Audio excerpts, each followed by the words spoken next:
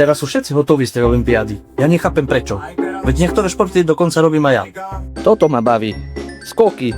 Pokiaľ neskáčem z prúseru do prúseru. Karling? To je zasa dobre na posilnenie tímového ducha. No čo už, keď máme karty v robote zakázané. A bobovanie? To je tiež riadna sranda. Ale ja by som tam chcel už na budúce takú disciplínu, napríklad, že upratovanie kúpeľní. Toto je doslova silová disciplína. Technika, výdrž a presnosť diela mistra. Tu rozhoduje doslova každý detail. V tejto fáze to už viacerí vzdávajú. A v finále zvládnu len tí silnejší. Uf, to je taká drina, taký boj. Úprimne obdivujem všetkých, ktorí to robia pravidelne. Ešte dobre, že som to robil len pre toto video.